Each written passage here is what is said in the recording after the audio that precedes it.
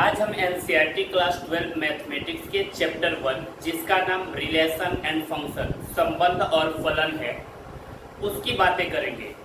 उसमें सबसे पहले उस एक्सरसाइज को शुरू करने से पहले उसमें जितना यूज होने वाले बेसिक डेफिनेशंस हैं, बेसिक कंसेप्ट हैं, उन सभी का पूरी डिटेल्स देंगे और पूरी एग्जाम्पल के साथ देंगे। इसमें कहीं किसी प्रकार की कोई डाउट नहीं बचेगी। इसलिए अगर आप हमारे चैनल पे नए हो तो पहले वीडियो शुरू से अंत तक देख लें, उसके बाद जब समझ में आए तो सब्सक्राइब करें और जितना ज्यादा से ज्यादा हो उसको शेयर करें।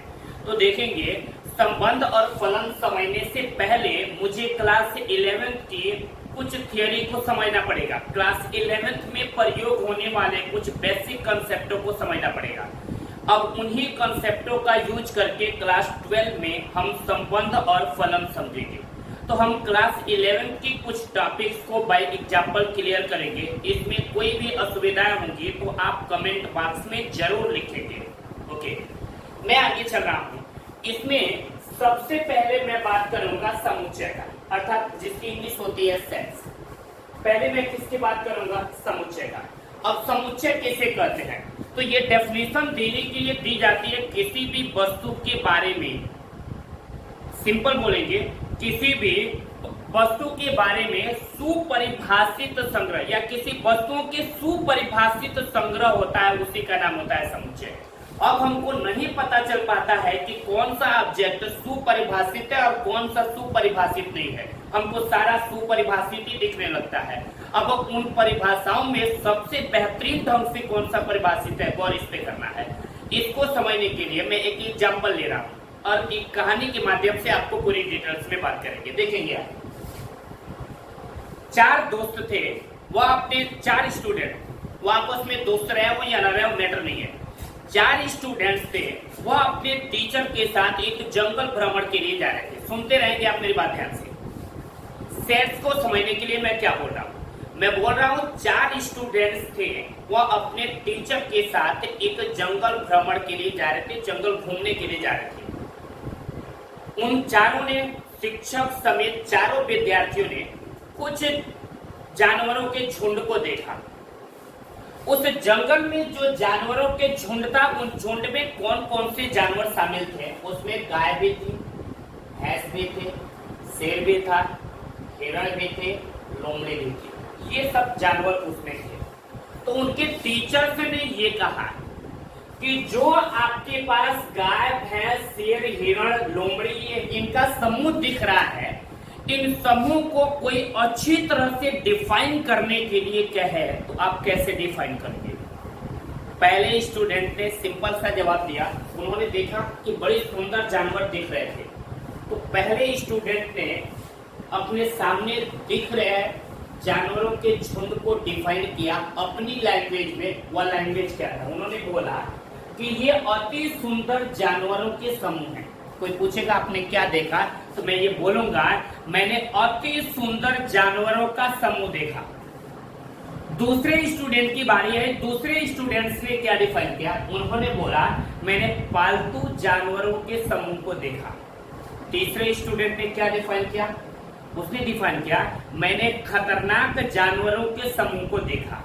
और चौथे स्टूडेंट ने ये डिफाइन किया कि मैंने जंगली जानवरों के समूह को देखा। चारों ने अपनी अपनी भाषा में इसको डिफाइन किया। अब मैं इसमें डिफाइन करूंगा कि सबसे अच्छी तरह से किस स्टूडेंट ने इसे परिभाषित किया। जो सबसे अच्छी तरह से परिभाषित है वही सुपरिभाषित किया जाएगी। इसमें देखो, पहले स्टूडेंट ने क्या डिफाइन किया? अति सुंदर जानवरों के समूह। तो देखो, अति सुंदर जानवरों के जो समूह बोला है, सभी व्यक्तियों के लिए, सभी लोगों के लिए ये सब के सब जानवर अति सुंदर नहीं हो सकते। किसी के लिए गाय बहुत अति सुंदर होगी, तो किसी के लिए हिरण होगा, किसी के लिए शेर होगा। यानी सब व्यक्तियों के लिए सब के सब जानवर ये अति सुंदर नहीं हो सकते। हर व्यक्ति की अपनी अलग अलग अपनी फीलिंग होती है, अलग अलग अपने दिमाग में चॉइसें होती हैं, अपने हार्ट में अलग अलग चॉइसें हैं, सबकी पसंदें अलग अलग हैं। इसलिए सब व्यक्तियों के लिए, सभी लोगों के लिए ये अति सुंदर जानवरों का समूह नहीं हो सकता। हाँ, डिफाइन करने के लिए तो है, कुछ लोगों के लिए ये बहुत सुंदर है और कुछ लोगों के लिए नहीं है। मुझे तो सभी के लिए बेहतरीन चाहिए, जो सबके लिए अच्छी तरह डिफाइन हो। तो ये डिफाइन करने के लिए है कि यह अति सुंदर जानवरों का समूह है, लेकिन सभी के लिए ये सत्य नहीं है, इसलिए इसको आप सुपरिभाषित नहीं कह सकते। आ जाओ दूसरे पे।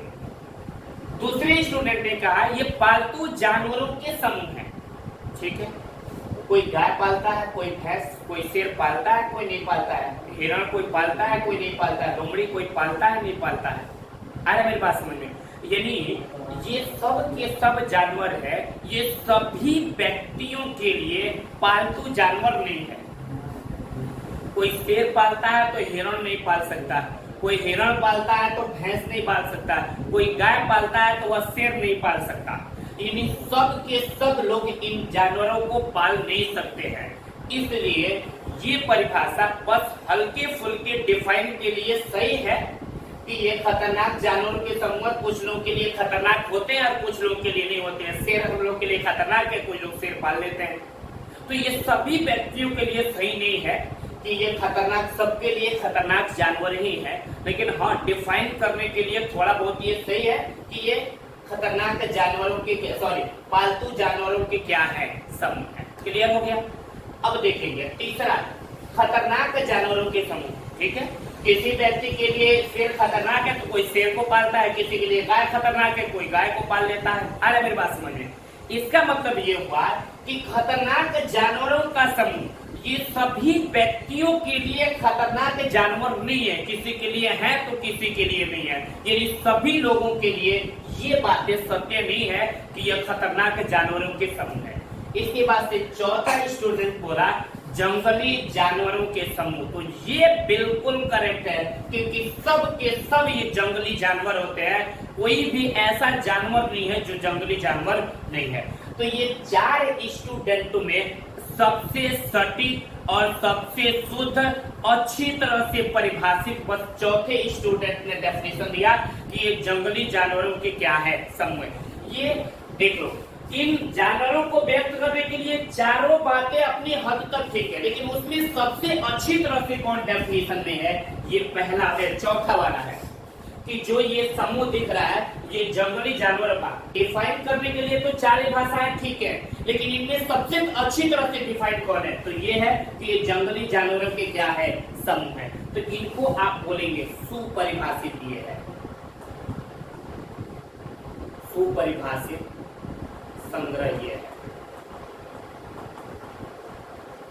तो सिंपल बोलेंगे हम समूह समुच्चय का परिभाषा, वस्तुओं के सुपरिभाषित संग्रह को हम क्या कहते हैं, समुच्चय कहते हैं। ये डेफिनेशन हुआ। क्या बोलेंगे हम, समुच्चय का परिभाषा देना होगा तो क्या बोलेंगे, सिंपल अपनी भाषा बोलेंगे, क्या बोलेंगे, वस्तुओं के सुपरिभाषित संग्रह को समुच्चय कहते हैं। एक बार और बोल रहे हैं, समझ लीजिए, क्या बोलेंगे हम परिभाषा समुच्चय का, वस्तुओं के सुपरिभाषित संग्रह को समुच्चय कहते हैं। ये हमारा समुच्चय का परिभाषा है। शायद में देने से किसी भी बच्चे को कोई कंफ्यूजन नहीं होगा।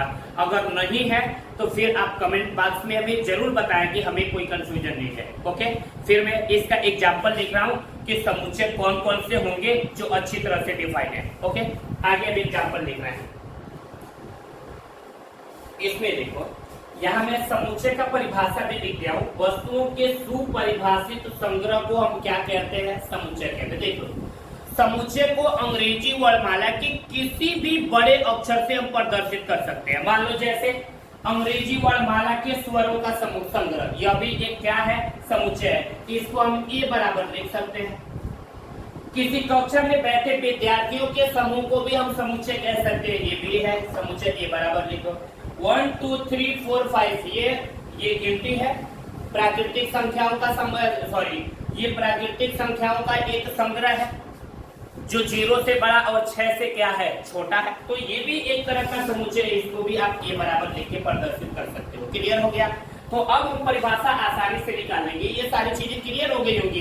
पहले आपसे कोई पूछेगा समुच्चय किसे कहते हैं, तो सिंपल बोलेंगे वस्तुओं के सुपरिभाषित संग्रह को समुच्चय कहते हैं और इसे अंग्रेजी वर्णमाला के बड़े अक्षरों से प्रदर्शित करते हैं। जैसे अंग्रेजी वर्णमाला के स्वरों का संग्रह, किसी कक्षा में बैठे विद्यार्थियों का संग्रह, ये 1 2 3 4 5 ये प्राकृतिक संख्या जो 0 से बड़ा और 6 से क्या है सो छोटा है। ये क्या है, ये ए ई आई ओ यू अंग्रेजी वर्णमाला के स्वरों का समुच्चय जो लिखे हैं उसको इस फॉर्म में लिख दिया क्लियर। ये भी क्या चीज है, समुच्चय। इसको हमको एक बराबर में ए लिख देंगे, बी लिख देंगे, सी लिख देंगे, यानी किसी से भी प्रदर्शित करेंगे। ये अंग्रेजी वर्णमाला का बड़ा अक्षर है ना, चाहे ए बराबर लिख दो या ये बी बराबर लिख दो या सी बराबर लिख दो या डी बराबर लिख दो, यानी समुच्चय को अंग्रेजी वर्णमाला के बड़े अक्षरों से हम क्या करते हैं, प्रदर्शित करते हैं। इसके बाद हमारा दूसरा हेडिंग होता है समुच्चय का अवयव।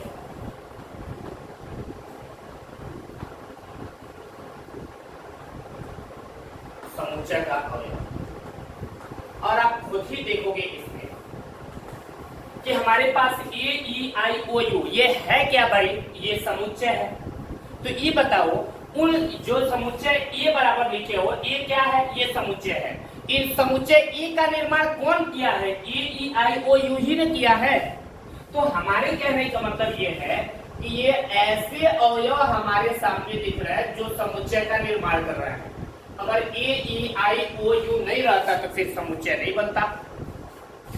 ये इसका मतलब समुच्चय का ये निर्माण कर रहा है,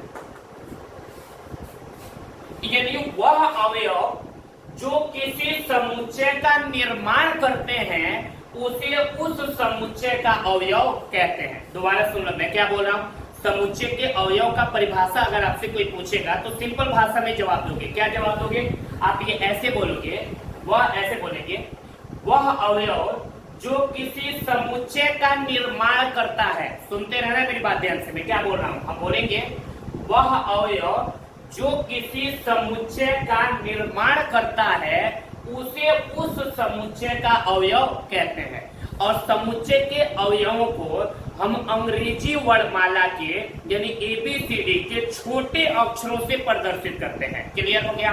जैसे मान लो यहाँ समुच्चय के अवयव क्या है, यह हमारे पास एक समुच्चय ए बराबर दिया है जिसमें अवयव है ए ई आई ओ और ये क्या है यू। तो अगर कोई कहे समुच्चय के अवयव इसमें कौन कौन से हैं तो ऐसे लिख देंगे समुच्चय का अवयव। बोलो, यहाँ पे ए है, एक ई है, एक आई है, एक यू है।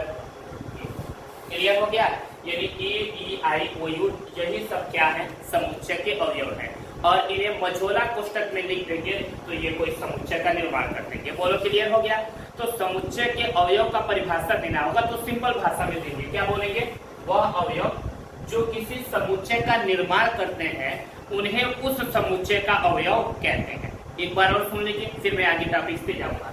समुच्चय के अवयव का कोई परिभाषा पूछेगा तो क्या बोलेंगे, वह अवयव जो किसी समुच्चय का निर्माण करते हैं या जो किसी समुच्चय को बनाते हैं या जिनसे मिलकर कोई समुच्चय बनी होती है उन अवयव को उस समुच्चय का अवयव कहते हैं। और इसे अंग्रेजी वर्णमाला के छोटे अक्षरों से प्रदर्शित करते हैं और इन्हें लिखते किस में है, मझोला कोष्टक में। ये सारी चीजें आपको आनी चाहिए। ओके, मैं अगली टॉपिक की बात करूंगा। अब बात करेंगे हम उप समुच्चय का। उप समुच्चय की इंग्लिश होती है सबसेट। एक एक डिटेल्स, मैंने सबसे पहले सेट को डिफाइन किया, उसके बाद एलिमेंट्स ऑफ सेट को डिफाइन किया, इसके बाद हम सबसेट को डिफाइन करेंगे। एक एक करके विदाउट डाउट सारी चीजें क्लियर करेंगे। अब देखो उप समुच्चय क्या है, इसके लिए मैं एग्जांपल लिया हूं। मैं एक सेट लिया हूं एक जिसमें एलिमेंट्स है ए बी सी डी। दोबारा सुनो, मैं एक सेट एक समुच्चय लिया हूं जिसमें एलिमेंट्स कौन कौन से हैं, ए बी सी और क्या है डी।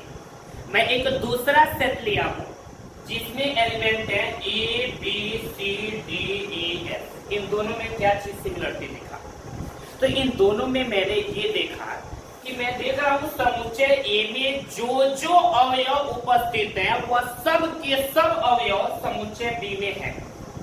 दोबारा देख लो, समुच्चय ए में ए बी सी डी है तो समुच्चय बी में भी ए बी सी डी है। इसका मतलब समुच्चय E का प्रत्येक अवयव समुच्चय B में है, परंतु B का A में नहीं है।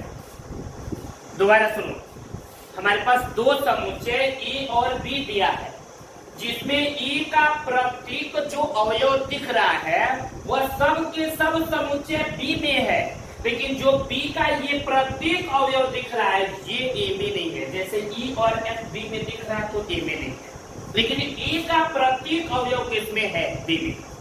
तो अगर दो समुच्चय A और B इस प्रकार दिए हो कि A का प्रत्येक अवयव B में हो परंतु B का प्रत्येक अवयव A में न हो, तब हम इस A को B का उप समुच्चय कहते हैं। क्या समझे? यदि A का प्रत्येक अवयव B में हो और B का प्रत्येक अवयव E में न हो, तब हमें A को B का उप समुच्चय कहते हैं। और हम पढ़ते हैं इसे A सबसेट ऑफ B, ये पढ़ते हैं A सबसेट ऑफ B। और लिखते कैसे हैं? A, ये सबसेट का रिप्रेजेंटेशन है B, ये वाला है। क्लियर हो गया? तो अगर आपसे उप समुच्चय का कोई परिभाषा पूछेगा तो सिंपल बोलेंगे, यदि दो समुच्चय A तथा B दिए हो या दो समुच्चय A तथा B दिए होने पर यदि A का प्रत्येक अवयव B में हो परंतु B का प्रत्येक अवयव A में न हो, तब A को B का उप समुच्चय कहते हैं और इसे A सबसेट ऑफ B से लिखते हैं। बोलो क्लियर हो गया?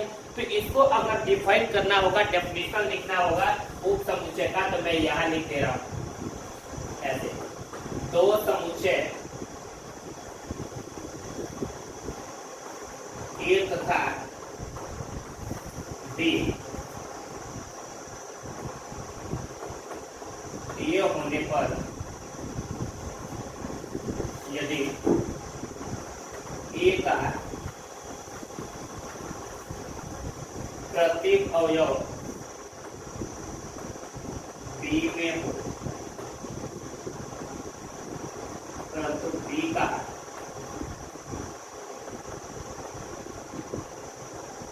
प्रत्येक अवयव A में ना हो, तो A को B का उप समुच्चय और ये सबसेट ऑफ B से या पढ़ सकते। ये बोलो क्लियर हो गया? डेफिनेशन भी लिख दिए। अगर आपसे कोई उप समुच्चय का परिभाषा पूछेगा तो आराम से दे सकते हैं आप। अब तो क्लियर हो गया होगा कि जैसे उप समुच्चय का कोई भी परिभाषा पूछे तो बस आपको ये देख लेना है समुच्चय A और B पे ध्यान देना। यदि A का प्रत्येक अवयव B में हो परंतु B का प्रत्येक अवयव A में न हो, तब हम कह लेंगे कि A B का उप समुच्चय है। क्लियर हो गया? A का प्रत्येक अवयव B में होना चाहिए, B का प्रत्येक अवयव A में न हो। तो वही लिखे है, दो समुच्चय A तथा B दिए होने पर यदि A का प्रत्येक अवयव B में हो परंतु B का प्रत्येक अवयव A में न हो, तो A को B का उप समुच्चय कहते हैं और इसे A सबसेट ऑफ B से लिखते हैं। क्लियर हो गया? इसके बाद से हम बात करेंगे कार्तीय गुणन का। किसका बात करेंगे? कार्तीय गुणन। क्लियर हो गया? कार्तीय गुणन की बात करने के बाद तब डिफाइन करेंगे कि संबंध किसे कहते हैं, संबंध कितने प्रकार के होते हैं, पूरी डिटेल्स में बात करेंगे। ओके, अब देखो कार्तीय गुणन क्या होता है, थोड़ा सा इस पे गौर करो। जैसे इससे पहले हम दो सेट को लिया करते थे, इसमें भी सेम दो ही सेट लेंगे। इसमें एक सेट A है और दूसरा सेट क्या है? B है। तो सेट A में देखिए तीन एलिमेंट्स अवेलेबल हैं। एक का नाम है A, दूसरा B और तीसरा क्या है? C। एक दूसरा सेट है जिसका नाम क्या है? B और इसमें सिर्फ दो एलिमेंट है, 1 और क्या है? 2। दोबारा सुनो, हमारे पास दो सेट है, एक A और दूसरा क्या है? B।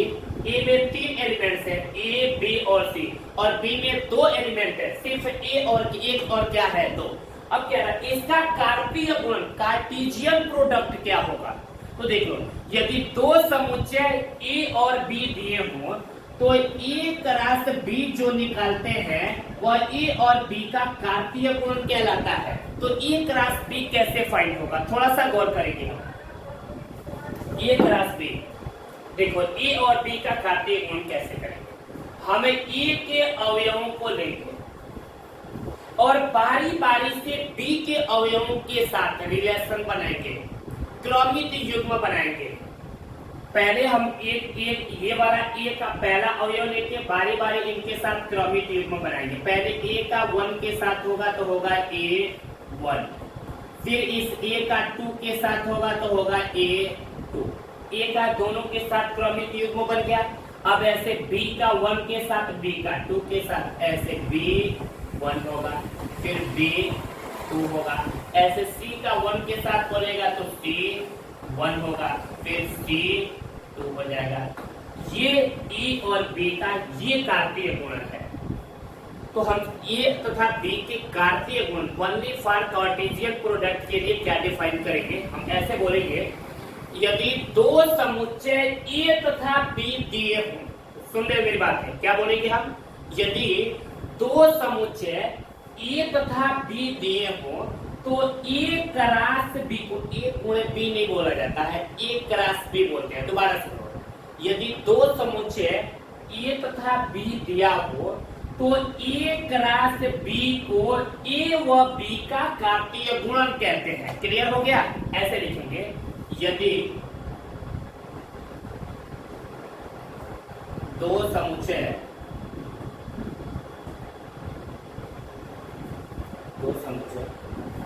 ए तथा बी दिया हो तो ए क्रॉस बी को ए व बी का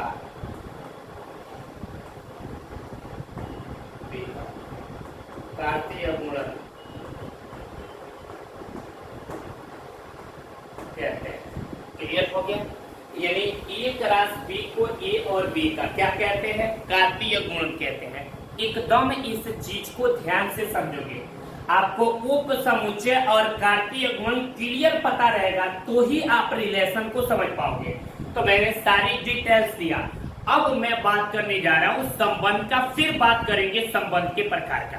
अब संबंध को डिफाइन करने के लिए, अरे भाई, दो व्यक्तियों के बीच जो रिश्ता बनते हैं उसी रिश्ते को हम क्या कहते हैं, संबंध कहते हैं। ऐसे ही मैथमेटिक्स में दो अवयवों के बीच जो रिश्ते बनते हैं उसी रिश्ते का नाम क्या चीज है, संबंध है। अब उस रिश्ते को हम किस सिचुएशन से डिफाइन करेंगे, उसी सिचुएशन का नाम हम क्या देंगे, संबंध। तो संबंध की कंसेप्ट को समझने के लिए आप कार्तीय गुणन और उप समुच्चय को ज्यादा ध्यान में रखना जरूरी है। फिर मैं डिफाइन कर रहा हूं, देखेंगे अब इसमें देखेंगे। अब हम जिस चीज को डिफाइन करेंगे उसका नाम है संबंध। अब आए हम संबंध, जिसकी इंग्लिश होती है रिलेशन। क्या होती है? Relation, RELATI, relation. अब संबंध किसे कहते हैं, इस चीज को मैंने पहले ही बताया है कि दो व्यक्तियों के बीच में जो रिश्ते होते हैं उसी का नाम क्या होता है, संबंध। ऐसे दो एलिमेंट्स के बीच में जो रिश्ता होगा उसी का नाम क्या है, संबंध। तो एक्चुअली संबंध को कैसे डिफाइन करोगे, समझ। मैं यहाँ पे एक परिवार के बारे में डिस्क्राइब करूंगा, डिस्कस करूंगा। जैसे देख लो, एक समुच्चय ये है जिसमें 4 भाई हैं, राम, लक्ष्मण, भरत, शत्रुघ्न। एक समुच्चय बी है जिसमें इन चारों लोगों की पत्नियां हैं, सीता, उर्मिला, मांडवी, श्रुति, कीर्ति। इनके बीच में एक रिलेशन डिफाइंड है। क्या रिलेशन है कि राम के पत्नी का नाम सीता तो राम सीता, लक्ष्मण की पत्नी का नाम उर्मिला तो लक्ष्मण उर्मिला, भरत के पत्नी का नाम मांडवी तो भरत मांडवी, शत्रुघ्न के पत्नी का नाम श्रुति कीर्ति, शत्रुघ्न श्रुति कीर्ति। क्लियर? अब इनसे कितने रिश्ते बन सकते हैं, कितने संबंध बन सकते हैं, थोड़ा सा उनको डिफाइन करेंगे, हम देखेंगे। तो इनके बीच कुल रिश्ता निकालने के लिए हम ए क्रॉस निकालेंगे बी, यानी ए व बी का कार्तीय गुण निकालेंगे। तो अभी मैं जस्ट इससे पहले कार्तीय गुणन का डेफिनेशन दिया हूं कि दो समुच्चय ए और बी दिए हो तो ए क्रॉस बी को ए व बी का कार्तीय गुणन कहते हैं। तो हम क्या करेंगे, इस ए व बी का घातीय गुणन निकालना होगा। कोई पहला अवयव लेंगे और बारी बारी इन सब के साथ इनका संबंध लिखेंगे। यानी राम का सीता के साथ तो राम सीता, राम का उर्मिला के साथ राम उर्मिला, राम का मांडवी के साथ राम मांडवी, राम का श्रुति कीर्ति के साथ राम श्रुति कीर्ति। क्लियर हो गया। अब राम का इन सब के साथ रिलेशन लिखने के बाद फिर लक्ष्मण का लिखेंगे। लक्ष्मण क्या लिखेंगे, सीता, फिर लक्ष्मण उर्मिला, फिर लक्ष्मण मांडवी, फिर लक्ष्मण श्रुति कीर्ति। लिख दिया ना यहाँ पे। अब देखो तीसरा क्या लेंगे, अब ये लेंगे और बारी बारी सबके साथ रिलेशन लिखेंगे। पहले लिखे भरत सीता, फिर भरत उर्मिला, फिर भरत मांडवी, फिर भरत श्रुति कीर्ति। वही लिखे भरत सीता, भरत उर्मिला, भरत मांडवी, भरत श्रुति कीर्ति। फिर इसके बाद शत्रुघ्न लेंगे और शत्रुघ्न को लेने के बाद इनके सभी लोगों के साथ रिलेशन को लिखेंगे।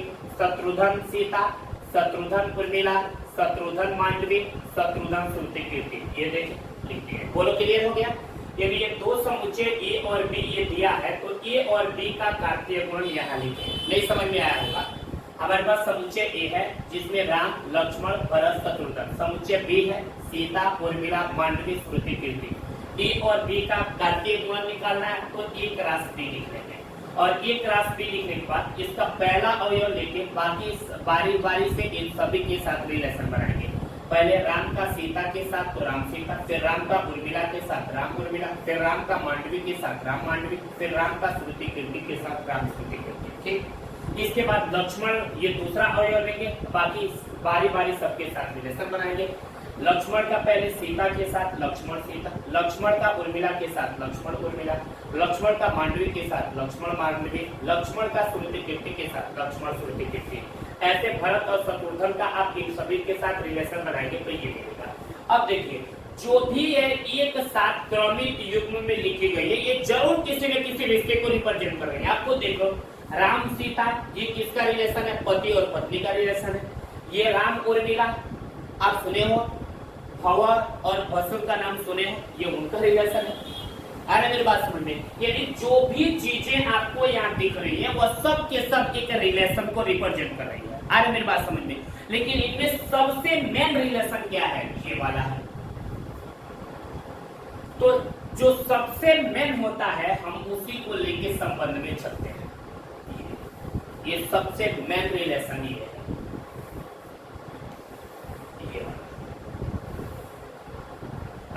सीता राम की पत्नी है, उर्मिला लक्ष्मण की पत्नी है, मांडवी भरत की, श्रुति कीर्ति शत्रुघ्न की। तो क्या देख रहे हैं हम देख रहे हैं ये एक समुच्चय मान लो, एक ये मान लो। हम देख रहे हैं इसका प्रत्येक अवयव इसमें है। देखो राम सीता यहाँ पे है, लक्ष्मण उर्मिला यहाँ किधर है, लक्ष्मण उर्मिला यहाँ पे है, भरत मांडवी यहाँ पे है, शत्रुघ्न श्रुति कीर्ति यहाँ पे है। अभी आप पढ़े हो यदि दो समुच्चय ए और बी दिए हो, यदि ए का प्रत्येक अवयव बी में हो परंतु बी का प्रत्येक अवयव ए में न हो तो हम इस ए को बी का उप समुच्चय कहते हैं। आई रिपीट, दोबारा देखिए। ए बराबर हम लिखे थे ऐसे ए बी सी और बी बराबर हम लिखे यहाँ ए बी सी डी और ई, लिखे ना। देखो ए का प्रत्येक अवयव बी में मिल गया, ए बी सी तो ए बी सी मिल गया ना। डी और ई बी में है तो इसमें नहीं है।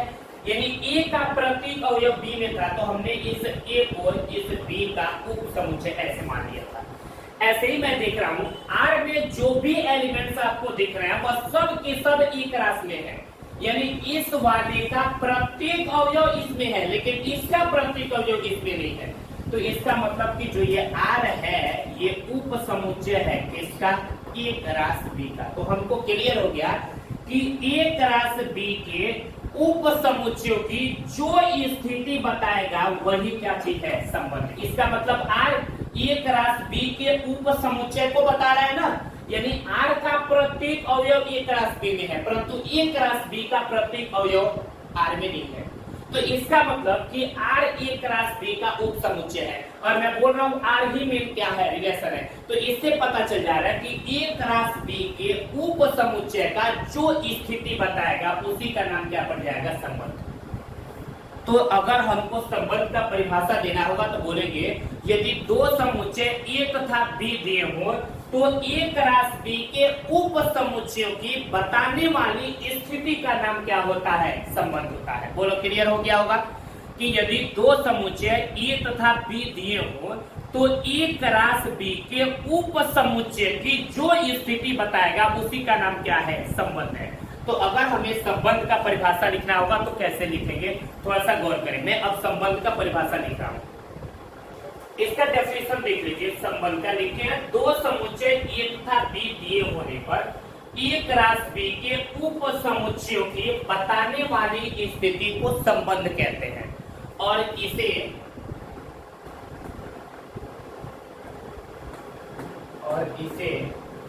आर से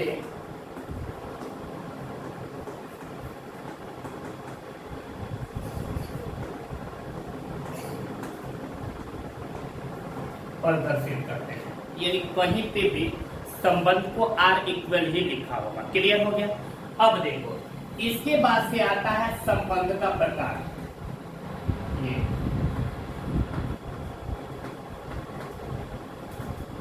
हमें एनसीईआरटी में मुख्य रूप से 3 ही संबंध को पढ़ने। वैसे तो बहुत सारे टाइप्स होते हैं रिलेशन के, मेनी टाइप्स होते हैं, लेकिन मुख्य रूप से हमें संबंध 3 तरह के ही डिफाइन करने हैं एनसीईआरटी क्लास 12 मैथ में।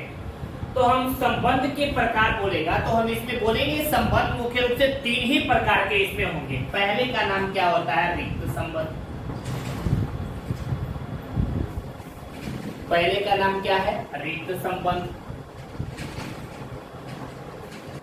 इसमें पहले का नाम होता है रिक्त संबंध, दूसरे का नाम होता है सर्वात्रिक संबंध और तीसरे का नाम होता है तुल्यता संबंध। मुझे डीपली एक्सरसाइज 1.1 में इसी तुल्यता संबंध के बारे में ही पढ़ने हैं, लेकिन मैं सबसे पहले आपको डिफाइन करूंगा कि रिक्त संबंध क्या है और सर्वात्रिक संबंध क्या है।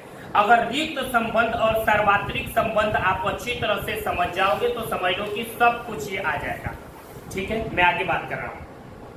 इसमें देखो, मैं सबसे पहले डिफाइन करने जा रहा हूं रिक्त संबंध को।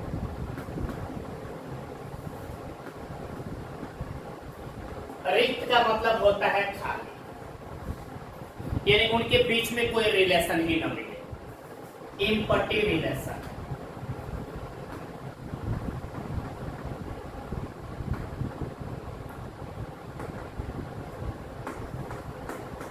अब देखो, इम्पटी रिलेशन है क्या, यानी रिक्त संबंध क्या है, इस बारे में कैसे डिफाइन करेंगे, गौर करना चाहिए। मैं क्या कर रहा हूं, हम कुछ एलिमेंट्स का चयन कर रहे हैं, कुछ अवयवों को चुन रहे हैं। ओके, जैसे हम एक समुच्चय ए ले रहे हैं, इसमें 2 अवयव ले रहे हैं, 3 और 7 और एक। अब इसके बाद देखो क्या करेंगे, हम इससे प्राप्त होने वाले बनने वाले सभी रिलेशन को मैं लिखूंगा, यानी इनके अवयवों में जो भी रिलेशन बनेंगे वो लिखेंगे।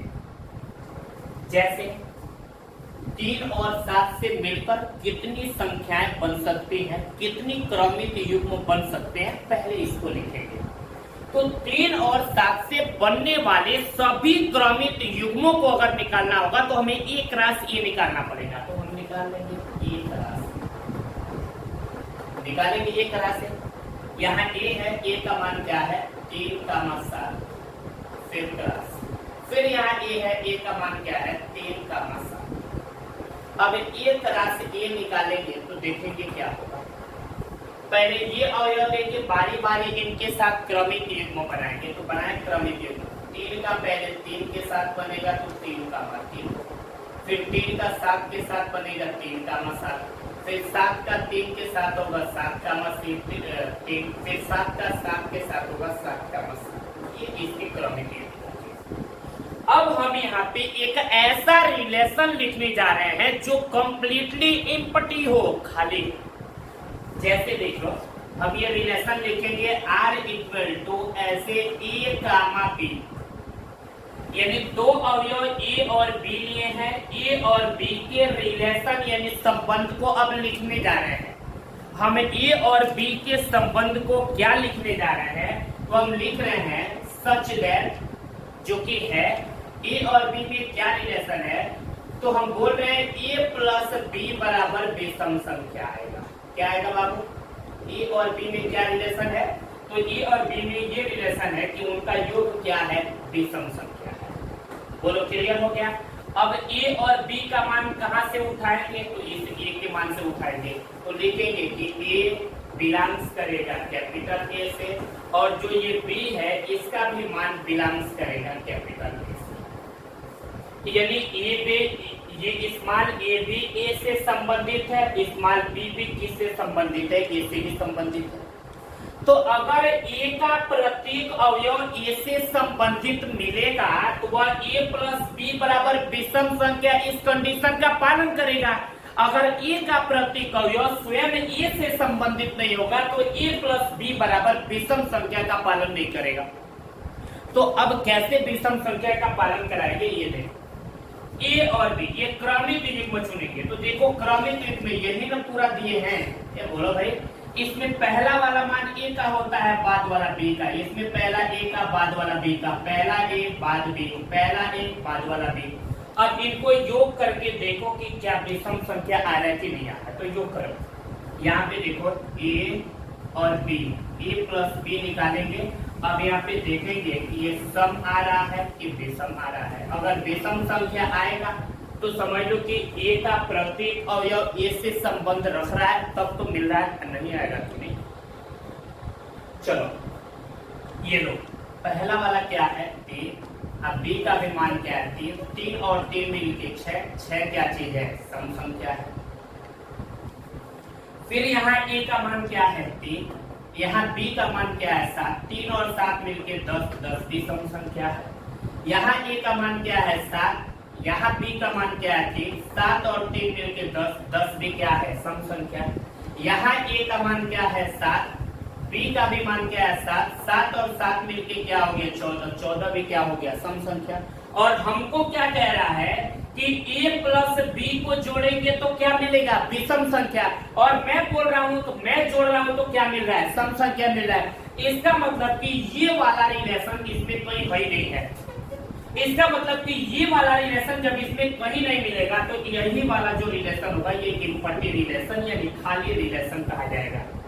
अरे मेरी बात समझिए कि ये कह रहा है कि हम ए और बी को जोड़ेंगे तो विषम संख्या मिलेगा। हम क्या कर रहे हैं? ए और बी को जोड़ रहे हैं, हर जगह तो क्या मिल रहा है? सम संख्या मिल रहा है। यानी इसका कोई भी विषम संख्या मिल नहीं रहा है। इसका मतलब ये रिलेशन इसमें है ये नहीं है, अर्थात इसके लिए ये इम्पटी रिलेशन है। अरे मेरी बात समझ ली, खाली रिलेशन है। तो खाली रिलेशन के लिए हम क्या डेफिनेशन देंगे? कुछ भी ज्यादा डिफिकल्ट नहीं है, सिंपल बोलेंगे। ऐसा संबंध जिसमें किसी समुच्चय ए का प्रत्येक अवयव या जिसमें किसी समुच्चय ए का कोई भी अवयव ए के किसी भी अवयव से संबंध नहीं रख रहे हैं। अरे मेरी बात समझ में? मान लो हमारे कहने का मतलब ये है कि ये समुच्चय ए है, इस ए से बनने वाला प्रत्येक क्रमित युग्म ये है, और हम इन क्रमित युग्मों को जोड़ रहे हैं तो ये कहीं पे भी ये a plus B equal to विषम संख्या प्राप्त नहीं हो रहे हैं। इसका मतलब कि इस a का ये कोई भी अवयव इस संबंध का पालन नहीं कर रहा है, यानी इससे संबंध नहीं रख रहा है। तो हम सिंपल सा क्या परिभाषा बोलेंगे? ऐसा संबंध जिसमें किसी समुच्चय ए का कोई भी अवयव, क्या बोलेंगे? ऐसा संबंध जिसमें किसी समुच्चय ए का कोई भी अवयव समुच्चय ए के किसी भी अवयव से संबंधित नहीं होता है, उसे हम रिक्त समुच्चय कहते हैं। अगर ये एक दूसरे से संबंध, भाई ये एक ही तो अवयव है, अगर ये एक दूसरे से संबंधित होते तो विषम संख्या आता, लेकिन कोई भी संबंध नहीं रख रहा है इसलिए विषम संख्या नहीं आ रहा है। इसका मतलब तभी तो ये संबंध एक रिक्त संबंध बन रहा है। तो सिंपल सा परिभाषा देंगे, हम बोलेंगे ऐसा संबंध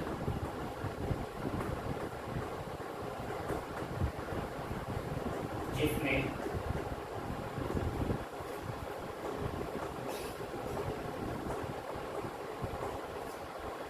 किसी समुच्चय ए का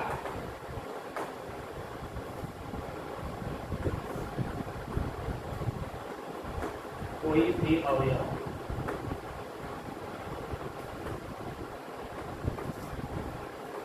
समुच्चय ए के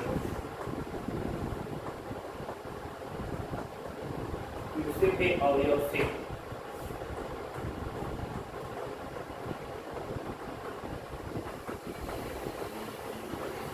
संबंधित नहीं होता है उसे रिक्त संबंध कहते हैं। क्लियर हो गया? उसे क्या कहते हैं? रिक्त संबंध कहते हैं। बोलो क्लियर हो गया? इसके बाद से आता है हमारा सार्वत्रिक संबंध।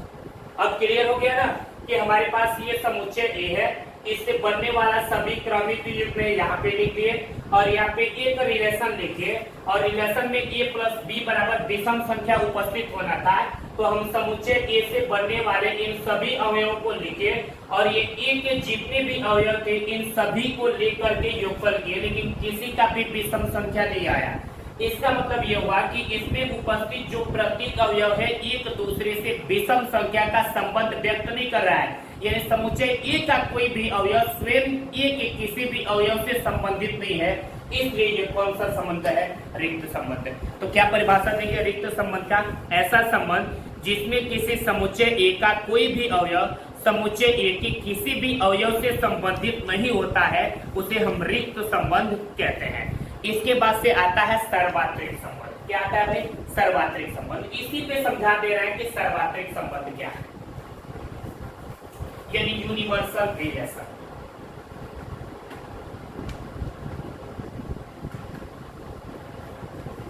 अब देखो सार्वत्रिक संबंध का मतलब सभी अवयव एक दूसरे से रिलेटेड हो। तो बस यहाँ विषम संख्या के बजाय हम क्या लिख देंगे? सम संख्या। बस ओके, क्या लिख देंगे बाप? सम संख्या। अब देखो वही एग्जांपल एकदम आराम से आपको सार्वत्रिक संबंध का परिभाषा समझ में आएगा। हमारे पास एक समुच्चय ए है जिसमें एलिमेंट्स है 3 और 7। इस ए से बनने वाले सभी क्रमिक युग्मों को मैंने लिखा तो एक रास ए निकालना पड़ा। तो हमारे एक रास ए में अवयव निकले 3,3, 3,7, 7,3, 7,7। ठीक है, हमने एक रिलेशन लिया और रिलेशन क्या लिया कि मैंने 2 एलिमेंट चुना ए और बी और इनमें क्या संबंध रखा? हमने ये संबंध रखा कि इन दोनों को जोड़ेंगे तो सम संख्या प्राप्त होगा। और ए और बी का मान कहां से उठाएंगे? तो इस मान ए का मान भी कैपिटल ए में से ही चुन के रखेंगे और बी का जो मान होगा ये बी का, ये भी इस कैपिटल ए में से ही चुन के क्या करेंगे? रखेंगे और देखेंगे कि इस रिलेशन का पालन हो रहा है कि नहीं हो रहा है। तो चलो ए से प्राप्त होने वाला सभी क्रमिक युग्म आपको यहाँ दिख रहा है। ठीक है, पहला वाला जो मान होता है ए का, बाद वाला बी का, पहला ए बाद वाला बी, पहला ए बाद वाला बी, पहला ए बाद वाला बी। क्लियर हो गया? अब यहाँ रख के देखो ए का मान क्या दिया है? 3। यहाँ बी का भी मान क्या दिया है? 3। देखो ए और बी को जोड़ना है, देखना है सब आ रहा है कि नहीं। तो हमने जोड़ा 3 और 3 मिलकर क्या मिला? 6। 6 क्या है? सम संख्या। फिर मैंने 3 और 7, ए का मान 3 और बी का मान 7, ये लेके जोड़ा तो 10 प्राप्त हुआ। 10 भी क्या है? सम संख्या। फिर मैंने यहाँ ए और बी 7 और 3 जोड़ा, क्या मिल गया? 10, ये भी सम संख्या है। 7 और 7 जोड़ा 14 मिला, ये भी क्या है? सम संख्या है। यानी कोई भी विषम संख्या नहीं आ रहा है। ये भी कह रहा है ए और बी को जोड़ेंगे तो सम संख्या आएगा और यहाँ भी मैंने ए और बी को जोड़ा है तो हर जगह क्या मिल रहा है? सम संख्या ही मिल रहा है। यानी समुच्चय ए के जितने भी अवयव हैं उन सभी अवयवों को हम जोड़ रहे हैं तो हर दशा में इस रिलेशन का पालन हो रहा है। इसका मतलब ये हुआ कि यह रिलेशन एक रास ए के लिए सार्वत्रिक रिलेशन है। इसमें समुच्चय ए का प्रत्येक संबंध, या देखो ऐसा संबंध जिसमें किसी समुच्चय ए का प्रत्येक अवयव स्वयं समुच्चय ए के अवयव से संबंधित होते हैं, उसे हम क्या कहते हैं? सार्वत्रिक संबंध। अब देख लो ये ए का अवयव ये है और इसके बनने वाले ये सभी अवयव यही न है, इन सभी को हम जोड़ रहे हैं तो ये इस रिलेशन का पालन कर रहे हैं। यदि इनमें किसी को भी जोड़ो तो ये रिलेशन मिल जा रहा है। इसका मतलब ये रिलेशन इसके लिए सार्वत्रिक रिलेशन है। आ रहा है मेरी बात समझ में? कि क्या करेंगे, ये जितना भी एलिमेंट उपस्थित है जब इनका, इसका मतलब ये हुआ कि इस ए में जो भी ये अवयव उपस्थित हैं ये सब के सब अवयव इस संबंध का पालन कर रहे हैं। इसका मतलब ये वाला संबंध इस ए के लिए सार्वत्रिक संबंध है। तो सार्वत्रिक संबंध का परिभाषा क्या देंगे? ऐसा संबंध जिसमें किसी समुच्चय ए का प्रत्येक अवयव प्रत्येक अवयव समुच्चय ए के जोड़ दे रहे हैं, प्रत्येक अवयव से संबंधित होता है, उसे रिक्त संबंध नहीं, अब उसे हम क्या कहते हैं, सार्वत्रिक संबंध कहते हैं। परिभाषा निकल गया। तो अब सार्वत्रिक संबंध का परिभाषा देना होगा, तो क्या बोलेंगे, ऐसा संबंध जिसमें किसी समुच्चय ए का प्रत्येक अवयव समुच्चय ए के प्रत्येक अवयव से संबंधित होता है, उसे सार्वत्रिक संबंध कहते हैं। और इस संबंध को हम यू से प्रदर्शित करते हैं। किससे लिखते हैं भाई, यू से। इसमें किसी प्रकार की कोई प्रॉब्लम नहीं है। अब हम पढ़ेंगे तुल्यता संबंध। तो तुल्यता संबंध इसके बाद वाले वीडियो में पढ़ेंगे, और ये तुल्यता संबंध पढ़ने के तुरंत बाद हम एक्सरसाइज की सॉल्यूशन स्टार्ट करेंगे, because this is the most important topics for UP board exam और कॉम्पिटिटिव एग्जाम के लिए। इसलिए सभी, अगर टोटल आप पूरा शुरू से लेके एंड तक अगर वीडियो को देखे होंगे तो वीडियो को लाइक जरूर करें, चैनल को सब्सक्राइब करें, और कम से कम अपने 2 या 3 दोस्तों के साथ तो शेयर जरूर कर दें कि ये सारी वीडियो देखने के बाद उनको पूरा फुल कंसेप्ट आ जाएगा, कहीं से किसी प्रकार की कोई डाउट नहीं होगी। हाँ, अगर किसी बच्चे को कोई डाउट है तो वह पूछ सकता है, जितना ज्यादा से ज्यादा होगा हम डाउट क्लियर करने की कोशिश करेंगे। कमियां सब में होती है, मेरे में भी है, इस दुनिया की हर लोग में कमियां है। आप जब मेरी कमी को उजागर करोगे तो इसमें मेरी जिम्मेदारी है कि मैं अपनी कमियों को दूर करूंगा और आपके डाउट को क्लियर करूंगा। फिर नेक्स्ट वीडियो में बात करेंगे। Thank you.